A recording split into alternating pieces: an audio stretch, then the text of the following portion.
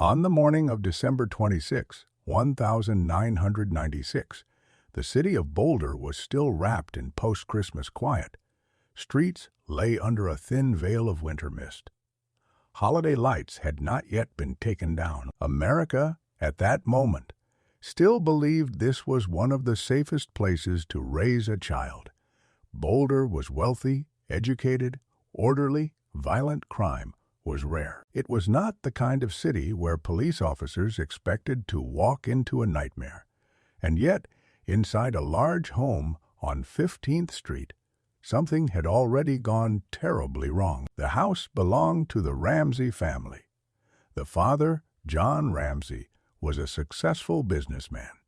The mother, Patsy Ramsey, a former beauty queen, accustomed to attention and performance. And their youngest daughter, JonBenét Ramsey, was 6 years old, already a familiar face in local child beauty pageants. To neighbors and friends, the Ramseys looked like the American ideal, affluent, admired, polished, a family with everything. No one imagined that by the end of that day, their name would become synonymous with one of the most infamous unsolved cases in American history. Shortly before 6 a.m., Patsy Ramsey walked down the staircase of her home.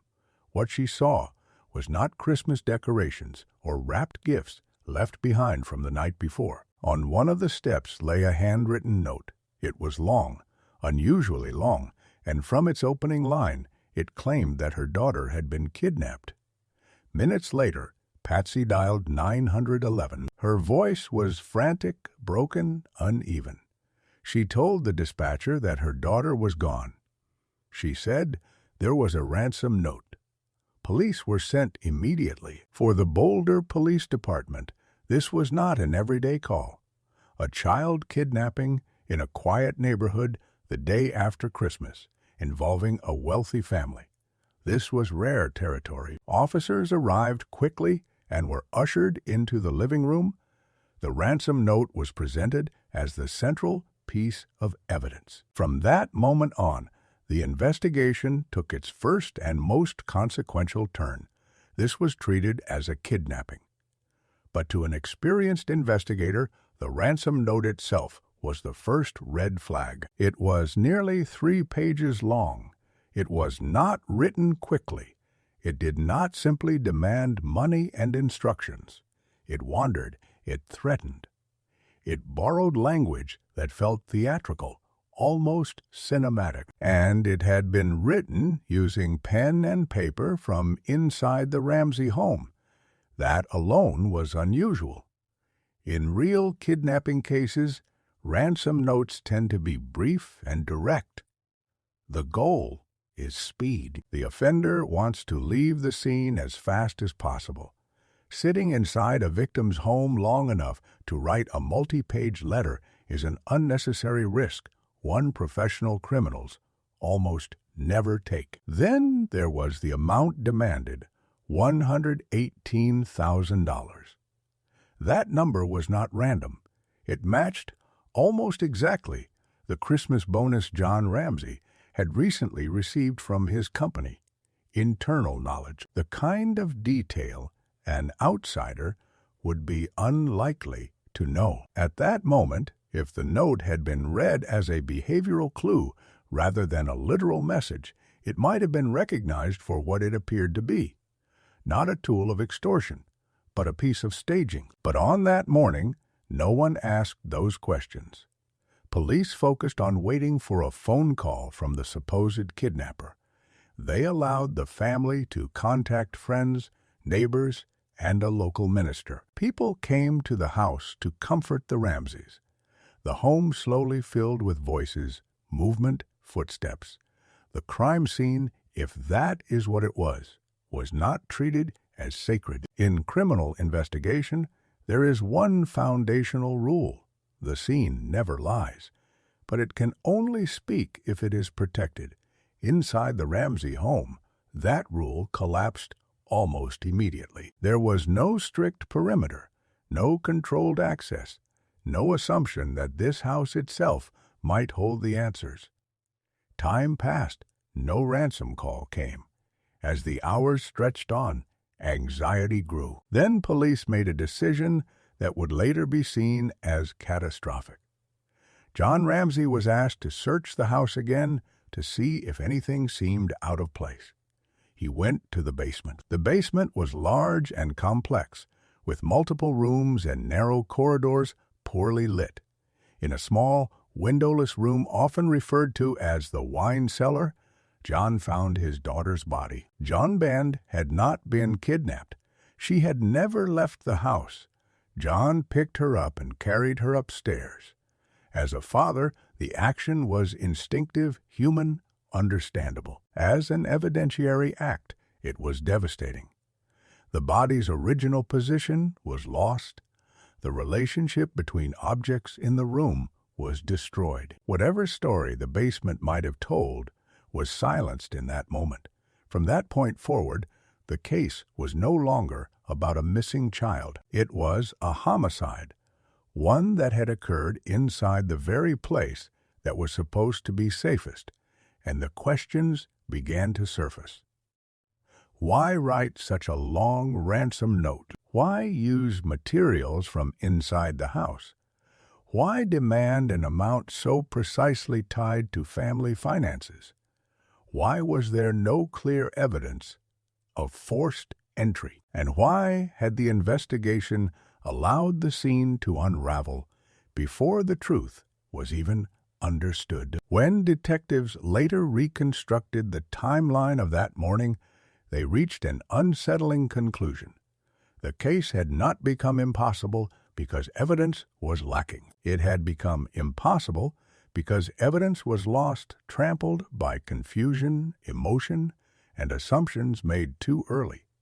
Part 1 ends here, not with answers, but with a realization. The JonBenét Ramsey case did not spiral into mystery because no one tried to find the truth.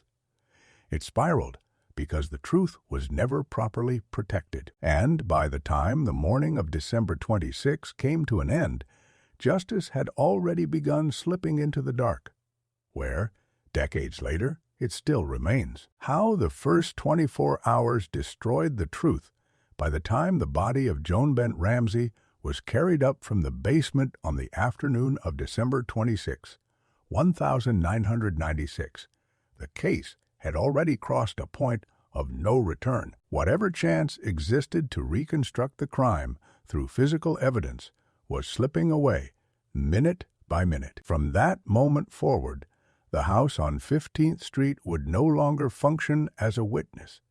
It would become a silent structure full of answers that could no longer be heard. In criminal investigation, the first 24 hours are everything.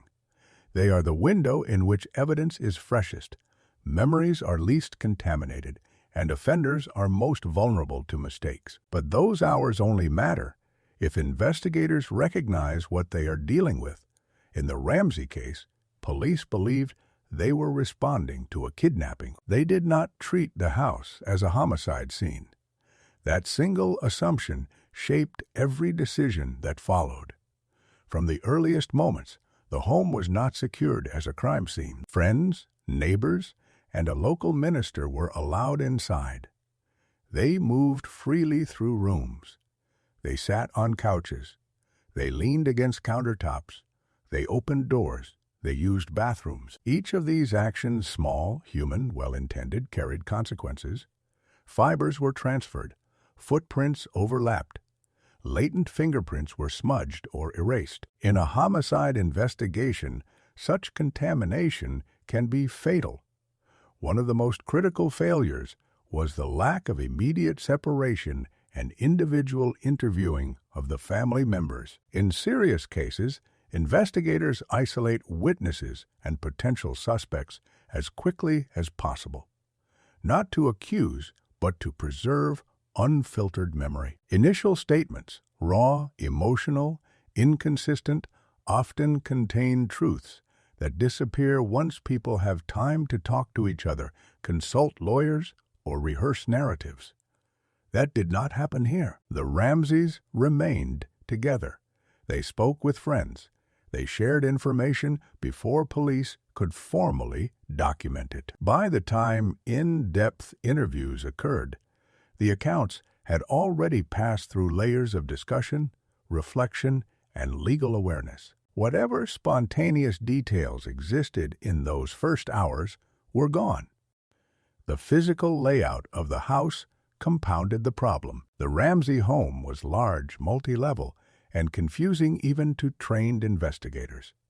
The basement alone consisted of multiple rooms connected by narrow hallways, poorly lit and rarely used. This was not a clean, open space where events could be easily read. It was a maze, one that required careful, methodical examination. That examination never truly happened. Later analysis of the basement revealed no convincing signs of forced entry. The window, often cited as a possible entry point, showed no clear evidence of recent intrusion, consistent with an outside offender entering and exiting undetected. There were no obvious mud tracks, no disturbed debris, no trail leading cleanly into or out of the home. This did not make intrusion impossible, but it made it unlikely. The location of the body raised further questions. JonBenét was found in a small, enclosed room commonly referred to as the wine cellar. The door was closed. If the crime had been committed by an intruder, the choice to move the body into a hidden interior room rather than flee immediately introduced unnecessary risk. For someone familiar with the house, however, the location made sense. It was out of sight, quiet, rarely accessed. When John Ramsey carried his daughter upstairs, the final barrier protecting the scene collapsed.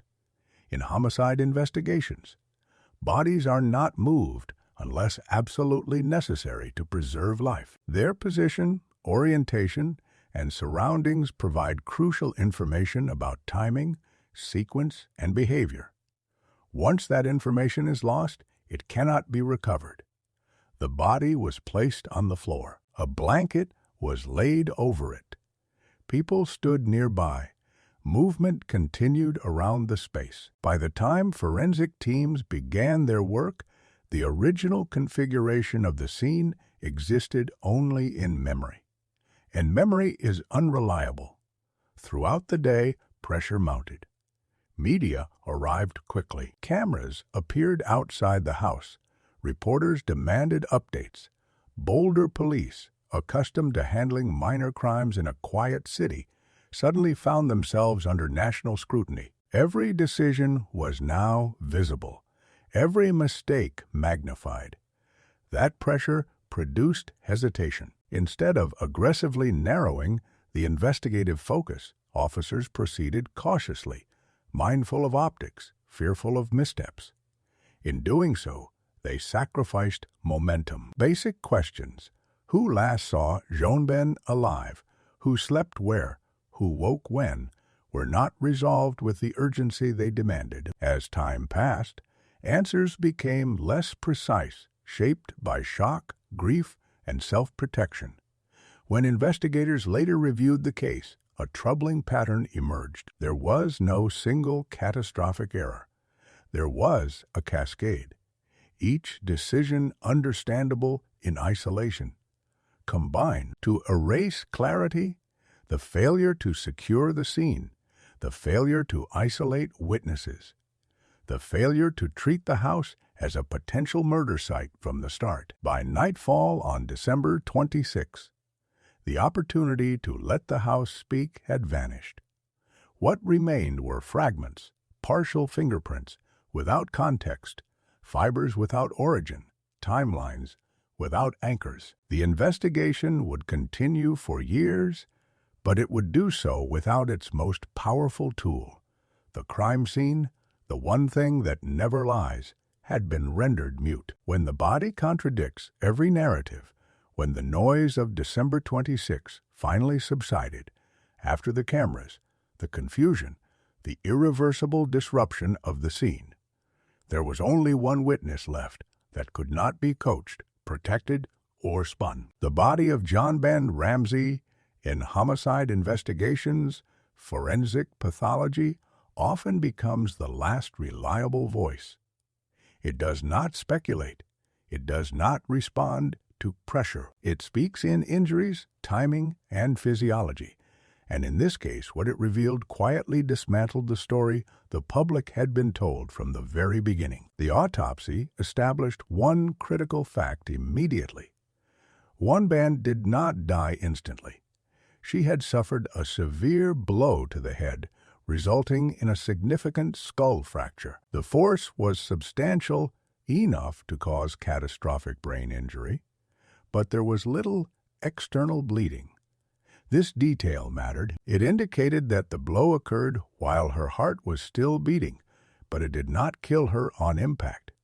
She likely lost consciousness and remained alive for a period of time afterward. That window minutes, possibly longer, changed everything, because what followed was strangulation. A cord had been fashioned into a garrote using a small wooden handle. The device was not improvised in a moment of blind panic. It required time and intention. It required proximity, and it required the decision to apply sustained force to a child who, by that point, could not resist. The sequence was clear: head injury first, strangulation second. This was not a single impulsive act. It was a progression. In many homicides, especially those committed during emotional outbursts, a single method of fatal force is used. Here, two distinct mechanisms appeared, one disabling, the other lethal. That combination is often seen in cases involving concealment or staging, where an initial event creates a crisis and subsequent actions are taken to redefine what happened. Equally important was what the autopsy did not find. There were no signs of prolonged struggle, no defensive wounds consistent with a conscious child fighting for her life. This supported the conclusion that JonBenét was unconscious when she was strangled. A conscious victim would have clawed, kicked, resisted. Her body showed no such narrative. The materials used in the garrote told another quiet story. The cord and wooden fragment were consistent with items found inside the house. There was no evidence that the killer brought specialized tools from outside. Everything required to construct the device was already there. For investigators, this raised a difficult question. If an intruder committed the crime, why take the risk of remaining inside the house long enough to create such a device?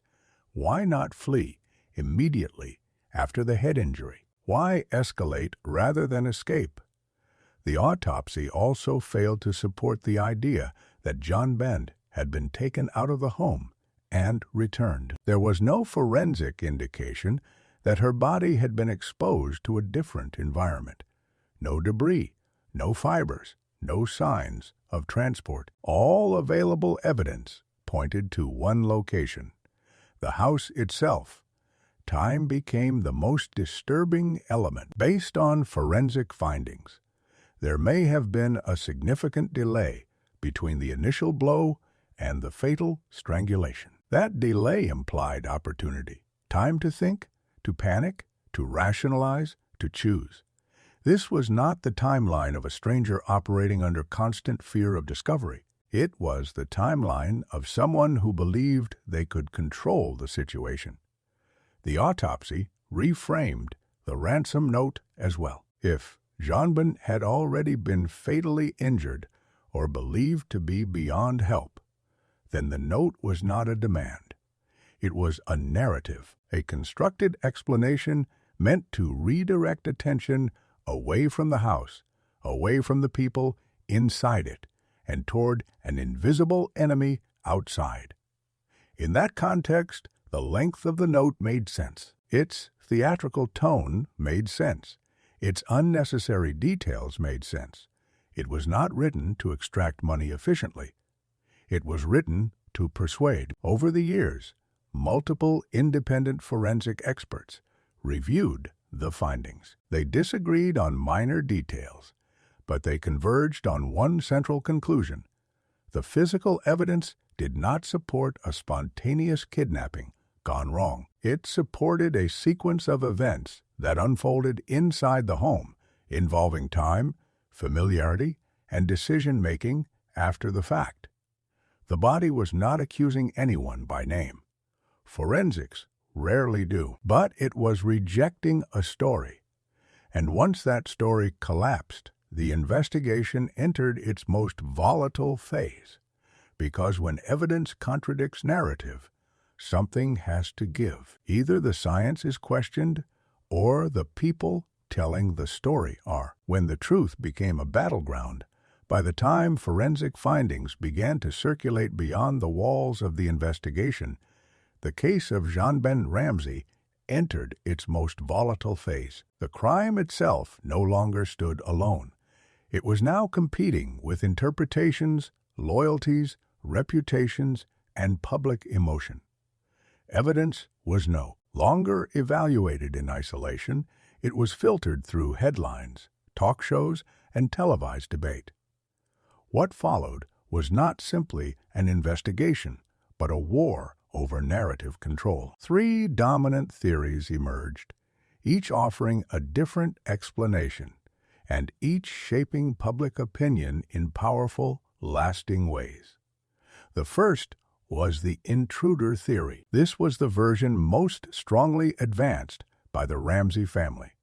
According to this narrative, an unknown offender entered the home, assaulted JonBenét, and escaped without being detected. Supporters of this theory pointed to unidentified DNA found on the victim's clothing and to the absence of a confession within the family.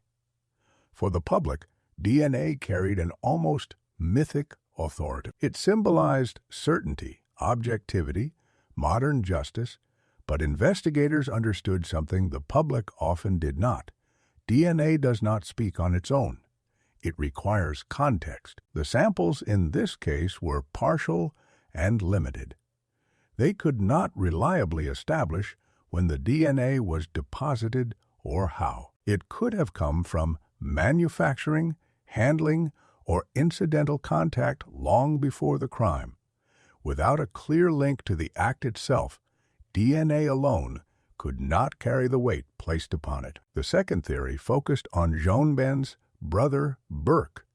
This idea gained traction not through evidence, but through speculation, driven largely by media fascination with its shock value. Some suggested an accidental injury during a sibling conflict, followed by parental cover-up. Psychologists were invited to interpret childhood interviews. Facial expressions and pauses were analyzed frame by frame. Yet within the official record, this theory remained thin. There was no direct forensic evidence tying Burke to the injuries. The theory persisted because it was provocative, not because it was proven. In the public arena, plausibility often replaced proof. The third theory, quietly favored by many seasoned investigators, suggested that JonBenét's death resulted from an incident within the household followed by deliberate staging. This interpretation aligned most closely with the physical evidence. The sequence of injuries, the ransom note's characteristics, the use of household materials, and the family's behavior after the event. But it was also the most uncomfortable theory because it challenged the deeply held assumption that a wealthy, respected family could not be capable of such actions. As these theories competed, the media transformed the case into a national spectacle. Television crews camped outside the Ramsey home. Talk shows debated guilt and innocence nightly. Commentators dissected every statement, every tear, every hesitation. The case was no longer unfolding in courtrooms or police offices. It was unfolding on screens. The Ramsey family made a strategic decision early. They would not remain silent. They appeared on national television, asserting their innocence and expressing grief. From a public relations standpoint, it was effective. Viewers saw parents who appeared devastated, wronged, hunted by suspicion. Sympathy followed. From an investigative standpoint, the choice raised concerns. In criminal investigations, cooperation typically precedes publicity. Families usually work quietly with detectives before addressing the public. In this case, the order was reversed. Lawyers were retained quickly. Media consultants became involved. Statements were carefully crafted. Investigators now had to navigate not only legal boundaries, but optics. The Boulder Police Department found itself under immense pressure. Accusations of incompetence circulated. Every move or failure to move was criticized in real time. Officers became cautious. Decisions slowed. Lines of inquiry that might have been pursued aggressively were now weighed against potential backlash. The most dangerous shift occurred subtly. Public opinion began to harden. People chose sides. Some became firmly convinced the family was innocent. Others believed guilt was obvious. Once those positions formed, evidence stopped being evaluated objectively. It was used selectively to reinforce belief rather than challenge it. The investigation became polarized, and polarization is poison to truth. Meanwhile, witnesses hesitated. Potential informants stayed silent. No one wanted to be dragged into a media storm or labeled as part of the wrong side. Valuable information may have been lost, not because it didn't exist, but because the environment made disclosure too costly. By the time years had passed, the damage was done. The narrative war had outpaced the investigation itself. Evidence was no longer central, perception was. DNA, legal closure, and why justice arrived too late by the late 2000s. The case of JonBenét Ramsey had entered a strange and uneasy phase. It was no longer being worked with urgency, yet it was never truly dormant. Every few years, a headline promised a breakthrough, a new forensic technique, a fresh review, a declaration that science would finally succeed where human judgment had failed. And each time, the hope faded, replaced by the same unresolved silence. At the center of this final chapter stood a single word: DNA, to the public. DNA represents certainty. It is the modern shorthand for truth, clean, objective, indisputable. In many cases, it has delivered justice with astonishing precision. But DNA is not a verdict. It is a tool. And like all tools, its value depends on context. In the JonBenét case, the DNA evidence was limited and ambiguous. The samples were partial. They did not produce a complete genetic profile, capable of identifying a specific individual with confidence. More importantly, investigators could not establish when or how the DNA was deposited. It might have been transferred during the crime, or it might have arrived earlier, during manufacturing, packaging, or routine contact. Without temporal context, DNA becomes suggestive rather than decisive. In 2008, the Boulder District Attorney's Office made a public announcement that would reshape the case's legacy. Based on DNA findings, the Ramsey family was formally excluded as suspects. For many observers, this sounded like resolution. For the family, it felt like long-delayed vindication. For investigators, it was something else entirely. Legal exclusion is not the same as factual certainty. The announcement did not identify a killer. It did not reconstruct the events inside the house. It did not resolve the contradictions raised by forensic pathology, behavioral analysis, or early investigative failures. It simply acknowledged that, under the evidentiary standards required for prosecution, the family could not be charged. This distinction matters. Criminal justice operates on proof beyond a reasonable doubt. Investigations operate on probability, consistency, and coherence. In this case, the legal system reached the end of what it could responsibly claim. The investigation, however, had already reached that point years earlier.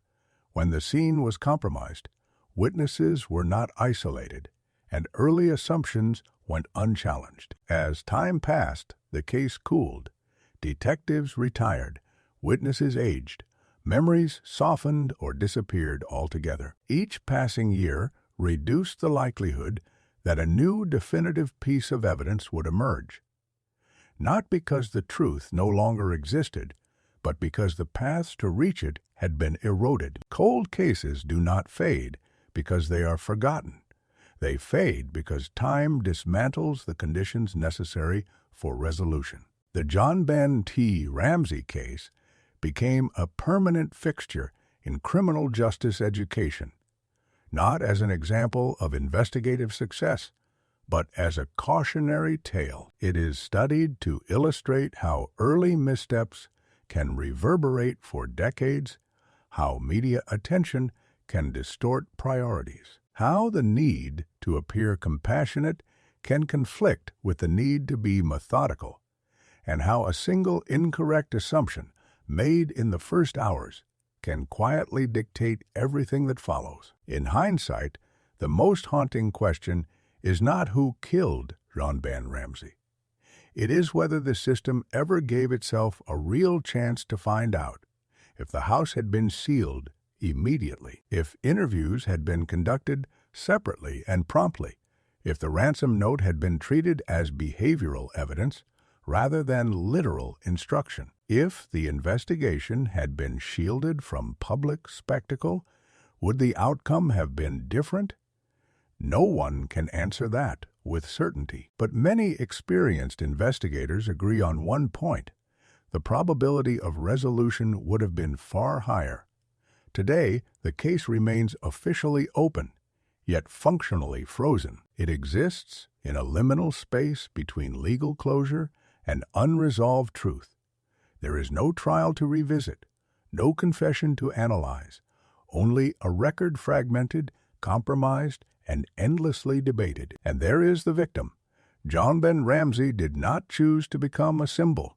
She became one because her death exposed the vulnerabilities of a system designed to protect the innocent. Her case demonstrates that justice is not guaranteed by technology alone. It depends on discipline, skepticism, and restraint, especially in the first moments when pressure is highest and information is scarce. Part 5 ends without revelation because the case itself offers none. It ends with acknowledgement.